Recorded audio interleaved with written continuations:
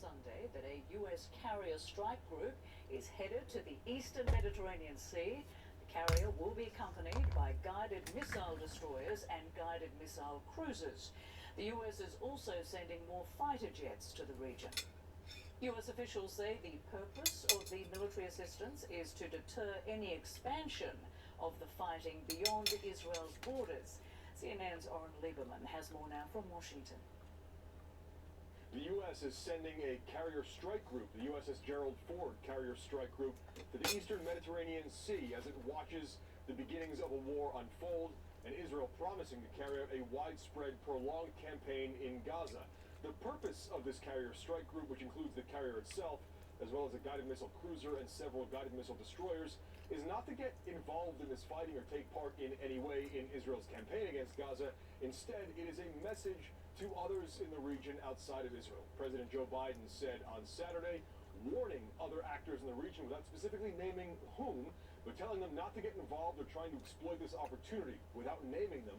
That was clearly a message to Iranian-backed Hezbollah in Lebanon and Iranian-backed militias in Syria, a message of deterrence to them. Not only that carrier strike group heading from the Western Med to the Eastern Med, but also several more fighter jets heading to the region as a message of deterrence to Iran. Those fighters won't go to Israel, but to other areas where U.S. fighters are based, again, as a warning to Iran not to try to carry out any more aggression or take advantage of the situation. Israel, we've also learned from a U.S. official and an Israeli official, has requested certain arms from the United States, in particular precision-guided munitions as well as Iron Dome interceptors, and those are the two munitions the Israel has used at this point. Israel has carried out airstrikes in Gaza using precision-guided munitions, so it makes sense that they're requesting more of that. And then Israel's Iron Dome has been incredibly busy intercepting barrages of rocket attacks from Gaza pretty much since the moments this began with an opening salvo of rocket fire. So Iron Dome has played a critical role there, and Israel looking for more of the Iron Dome interceptor missiles. Israel, of course, has its own stocks, and it uses those, but there's also an understanding that Israel can tap into U.S. stocks, some of which are in Israel, in the event of an emergency, and certainly this qualifies as one. Meanwhile, Defense Secretary Lloyd Austin and his Israeli counterpart, Defense Minister Yoav Gallant, spoke for a second consecutive day on Sunday. It seems they'll be keeping up a pretty steady cadence of communications just to make sure that the U.S. is giving Israel what it has, what it wants, and what it needs. President Joe Biden and many in the Biden administration promising full support for Israel. Oren Lieberman, CNN, in Washington. Yohanan Plesner is the president of the Israel Democracy Institute and a former member of the Israeli Knesset.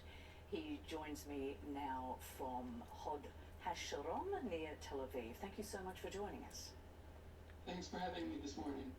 So, what was your initial response to news of this surprise attack by Hamas and, of course, the sophistication involved with coordinated attacks by land, air and sea? Well, clearly, Israel was surprised. We were surprised that Hamas declared the war on Israel, a horrific war that includes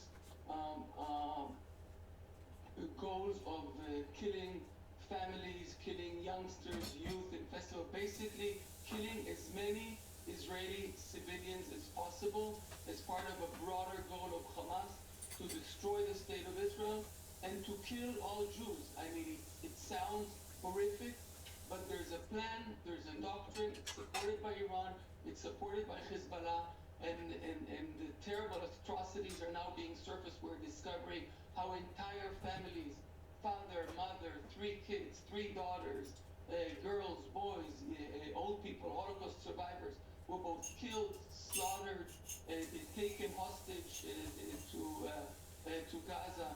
So it's a genocidal, jihadist organization supported by Iran, perpetrated a horrific attack, continues to perpetrate such attacks. Just a few hours ago, they sent dozens of Hamas operatives into a kibbutz in southern Israel. So the fighting continues to go on, and there's only one way to deal with it, and it's basically to absolutely destroy and crush Hamas's capabilities to launch any previous doctrine of we can live side by side next to this a tiger or monster, and hopefully it will tame itself. This doctrine has failed, and Israel is now going to embark on a new path, a path that means it will need to basically crush Hamas capabilities, and this will be hard and long. Right, and at this stage, it does have to be said, there's no evidence that Iran is behind this, but I certainly understand your speculation on that point, given the history here. So I want to ask you, though, given... On this point, yes. Just on the Iranian point, Hamas and Iran are allies. Iran pours money, equipment, doctrine into Hamas on an ongoing basis. They established Hamas and Islamic Jihad as a front base to try and again implement their doctrine of annihilating Israel. Specifically on this attack, Crush Hamas. Crush Hamas. Crush Hamas. Crush Hamas. Crush them, crush them, crush them. Crush Hamas. That's right, go ahead and do it. You got my permission. Crush Hamas. You got my permission now. Go ahead and do it. Crush them to a pulp. Crush Hamas. Crush Hamas. Crush Hamas. Oh yeah. They never should have attacked Israel. It's not the time to delve into immerse oneself in those questions. Right now is the time to restore security and respond back very forcefully.